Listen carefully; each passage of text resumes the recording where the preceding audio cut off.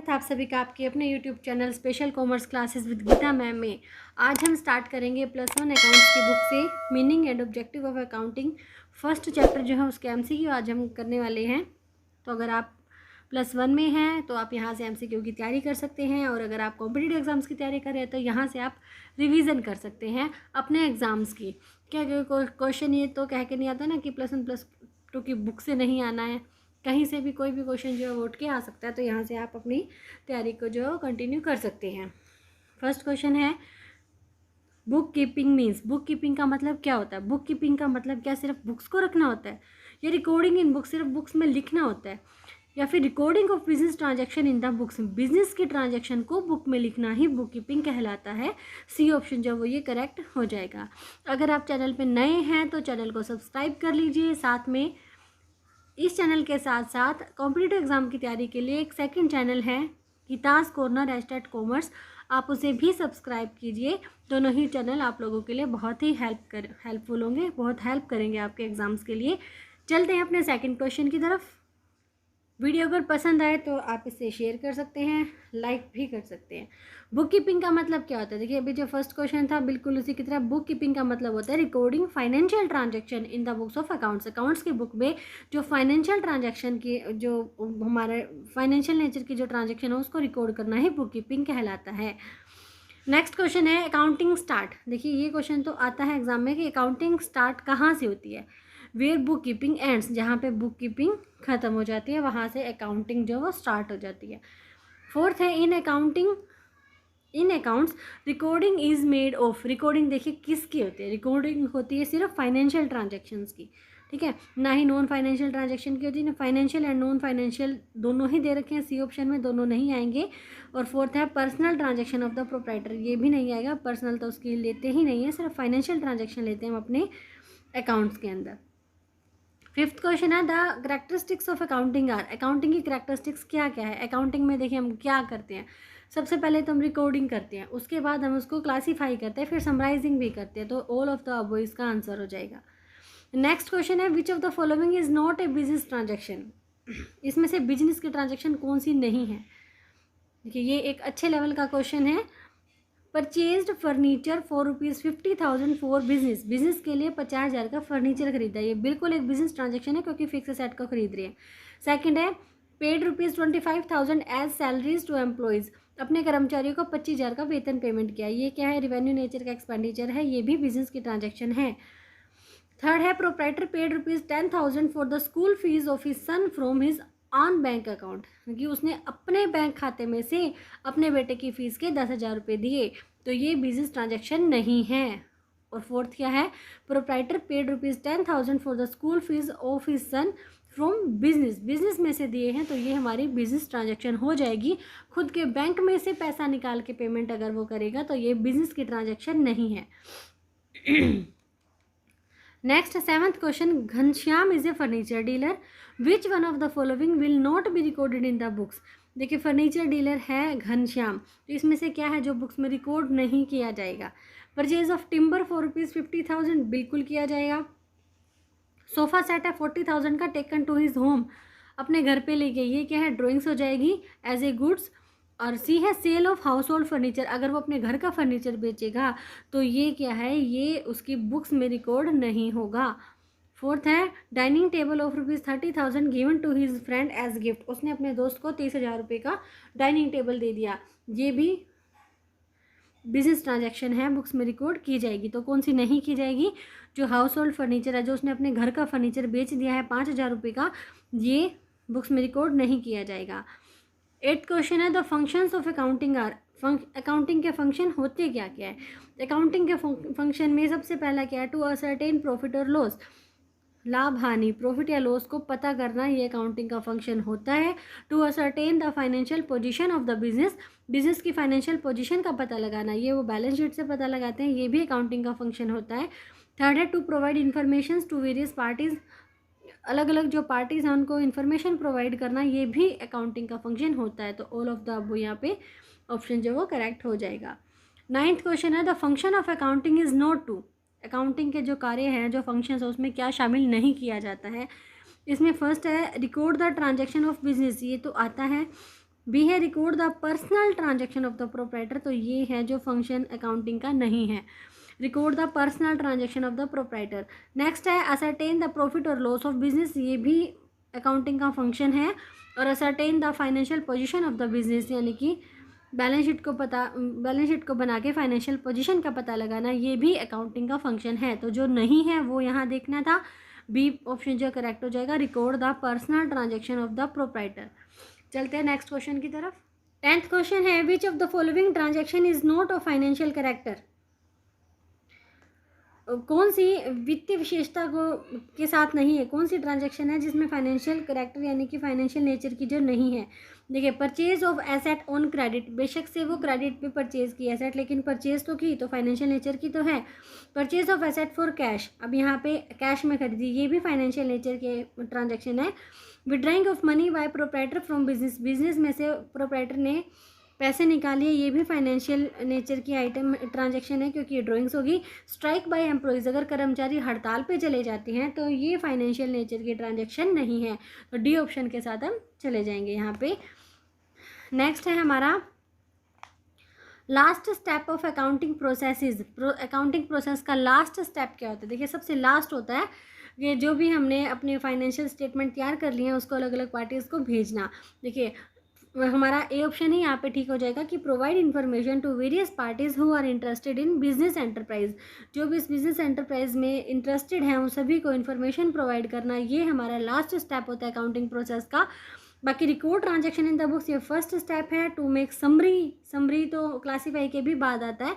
To classify the transaction under separate head in the ledger, देखिए सबसे पहले recording होती है, फिर लेजर पोस्टिंग होती है, उसके बाद ये हमारी समराइजिंग यानी कि ट्रायल बैलेंस बनता है, उसके बाद फाइनेंशियल स्टेटमेंट बनती है, और उसके बाद जब सब कुछ बन के तैयार हो जाता है तो उसे वेरियस पार्टीज़ को जो है वो सेंड कर दिया जाता है। तो ये हमारा लास्ट स्टेप है 11th क्वेश्चन का।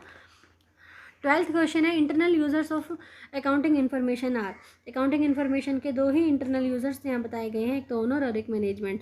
तो यहाँ मैनेजमेंट ऑप्शन में है, सी ऑप्शन आ गया मैनेजमेंट। बाकी potential investor, creditor and employees ये हमारे क्या हो जाएंगे, एक्सटर्नल यूजर हो जाएंगे।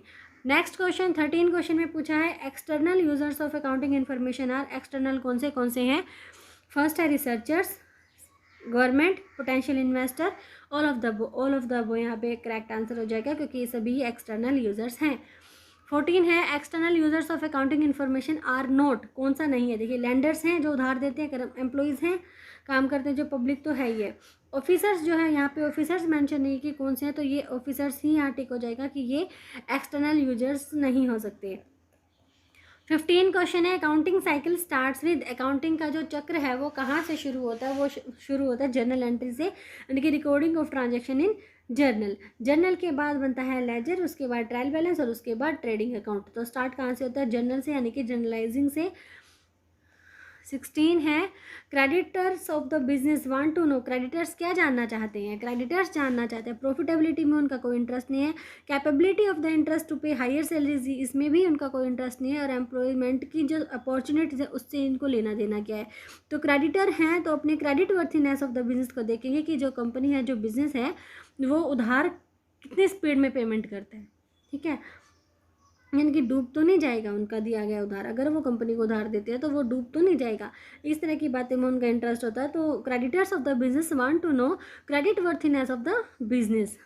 17 क्वेश्चन है the advantages of accounting are, accounting के एडवांटेजेस क्या होती है। अकाउंटिंग के एडवांटेजेस सारी होती है, इन्फॉर्मेशन रिगार्डिंग प्रॉफिट और loss, information regarding financial position है, helpful in prevention of errors, ठीक है, गलतियों की रोकथाम करना, प्रॉफिट लॉस के बारे में पता लगाना, फाइनेंशियल पोजीशन के बारे में पता लगाना, ये सारी क्या होती है, एडवांटेजेस होती हैं अकाउंटिंग की। तो ऑल ऑफ दिस यहाँ पे करेक्ट हो जाएगा। नेक्स्ट है which of the following is not the advantages of accounting, इसमें से कौन सी अकाउंटिंग के एडवांटेजेस नहीं है। Systematic record, comparative study based on accounting concept, या हेल्पफुल इन डिसीजन मेकिंग। देखिए एडवांटेजेस, सिस्टमेटिक रिकॉर्ड होता है, बिल्कुल तरीके से सारी चीज़ें रखी जाती है, ये एडवांटेजेस है।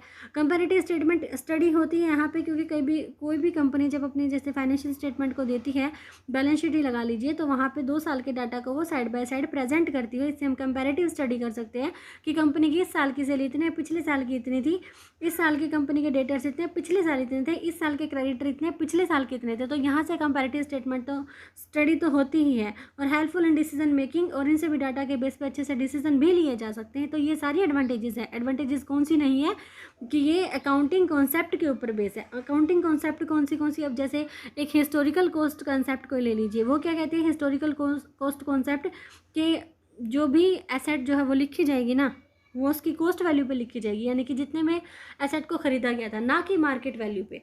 तो जितने में ख़रीदा गया था हो सकता है कि वो वाली कॉस्ट वैल्यू कम हो।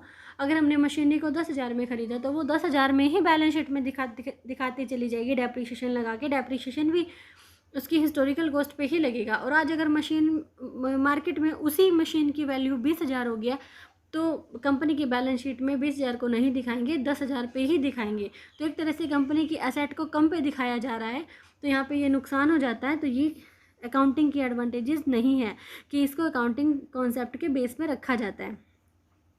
नेक्स्ट है which of the following is an advantages of accounting. देखिए सारी लिमिटेशन दे रखी है और सिर्फ एक एडवांटेजेस दे रखी है, वो कि हमें छाटनी है। बेस्ड ऑन हिस्टोरिकल कॉस्ट, ये तो है ही लिमिटेशन, अभी हमने पढ़ा। ओमिशन ऑफ क्वालिटेटिव इन्फॉर्मेशन, ये भी पढ़ रखा है कि अकाउंटिंग में सिर्फ क्वांटिटेटिव इन्फॉर्मेशन को लिखा जाता है, यानी कि जिसे मनी में मेजरमेंट किया जा सके उसी तरह की इन्फॉर्मेशन को लिखा जा सकता है। क्वालिटेटिव इन्फॉर्मेशन को यहाँ पे नहीं लिखा जाता, तो ये भी एक डिसएडवांटेजेस है अकाउंटिंग की। इनकम्प्लीट इन्फॉर्मेशन, ये भी डिसएडवांटेजेस है। तो एडवांटेजेस है कौन सी, डिटेक्शन ऑफ एरर्स, गलतियों का पता लगाना, ये क्या है हमारी एडवांटेजेस हो जाएगी, जो कि इस क्वेश्चन का आंसर भी है। 20th क्वेश्चन है the limitations of accounting are. Accounting की लिमिटेशन कौन सी हैं। देखिए इन्फ्लुएंस्ड बाय पर्सनल जजमेंट, ये भी लिमिटेशन है। बेस्ड ऑन हिस्टोरिकल कॉस्ट, ये भी लिमिटेशन है। And affected by window dressing, ये भी लिमिटेशन है। तीनों ही लिमिटेशन है, ऑल ऑफ दिस पे करेक्ट हो जाएगा क्वेश्चन। 21 क्वेश्चन है which of the following is not the limitation of accounting. इसमें से लिमिटेशन कौन सी नहीं है। एविडेंस इन लीगल मैटर्स, यानी कि जितने भी कानूनी मसले होते हैं वहाँ पे इसे एज ए प्रूफ हम पेश कर सकते हैं अपने अकाउंटिंग स्टेटमेंट को, तो ये इसकी लिमिटेशन नहीं है, ये तो इसका बेनिफिट है।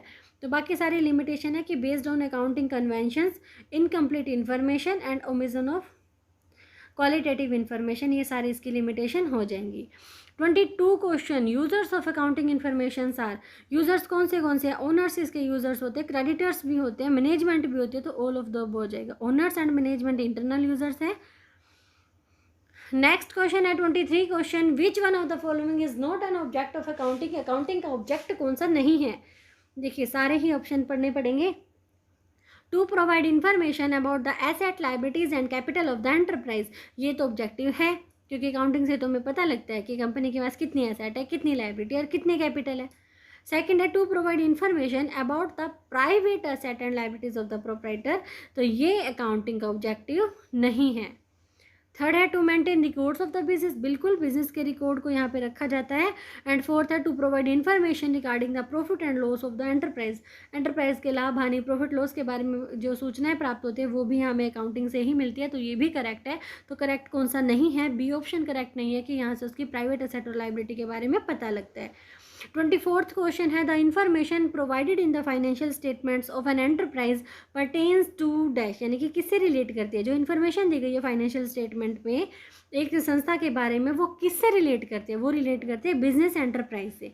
The nation as a whole, nation को से थोड़ी ना करती है। The industry as a whole, proprietor से भी नहीं करती, वो सिर्फ बिजनेस एंटरप्राइज से ही जो है वो रिलेट करती है।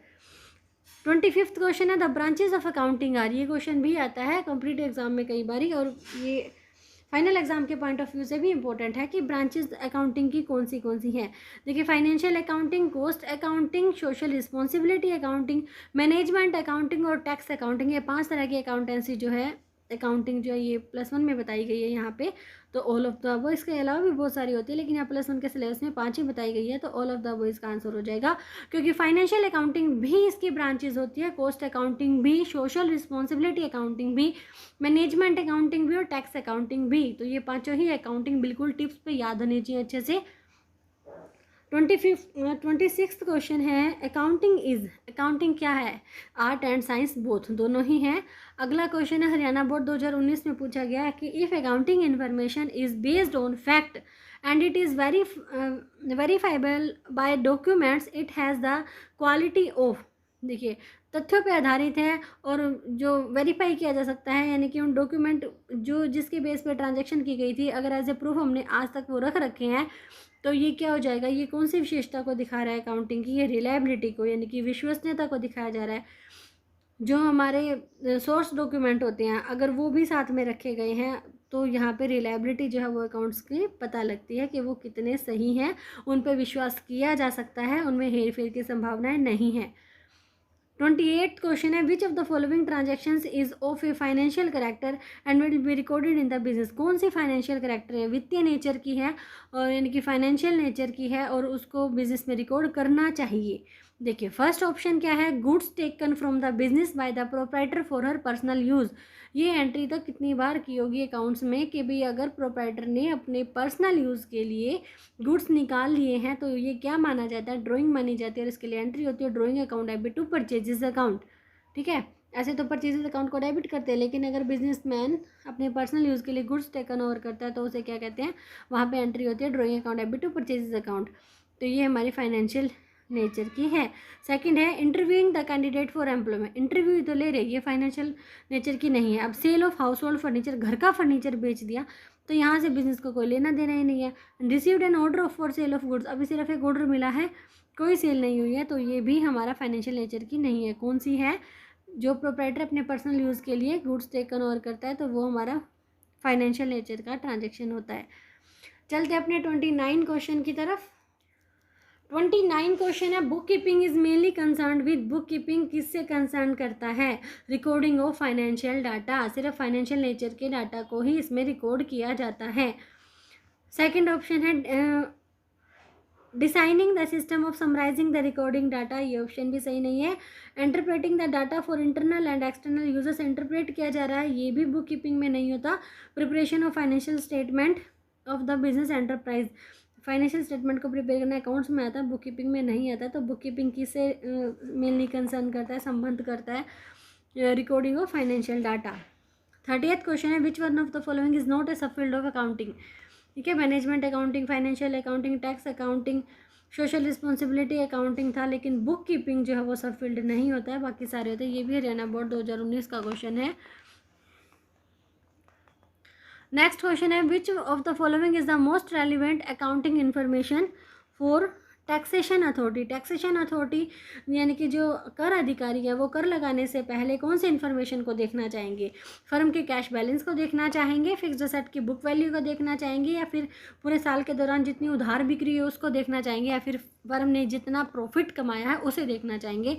तो डी ऑप्शन बिल्कुल करेक्ट है, profit generated during the year, साल के दौरान जितना प्रॉफिट कमाया है वो उसे ही देखेंगे। 32 क्वेश्चन आज का लास्ट क्वेश्चन। इस क्वेश्चन के साथ ही ये फर्स्ट लेसन के MCQ जो है वो कंप्लीट हो जाएंगे।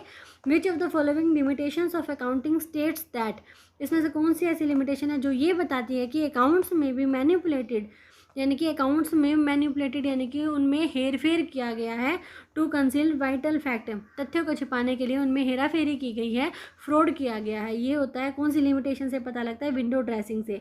अकाउंटिंग में लीड टू विंडो ड्रेसिंग, कि अकाउंटिंग जो है अगर विंडो ड्रेसिंग के थ्रू की जाएगी अकाउंटिंग तो वो मैनिपुलेट कर देगी, फ्रॉड का काम वहाँ पे हो जाएगा। तो ये भी ऑप्शन यहाँ पे करेक्ट हो जाएगा। तो आज थे ये हमारे फर्स्ट लेसन अकाउंट्स के फर्स्ट लेसन के MCQs, और लेकर आएंगे आगे इकोनॉमिक्स, बिजनेस या अकाउंट्स +1 और +2, इन दोनों में से ही MCQ जो है लेके आएंगे। तो बने रहे मेरे साथ, मिलेंगे नेक्स्ट वीडियो में जल्दी ही, तब तक के लिए बाय बाय।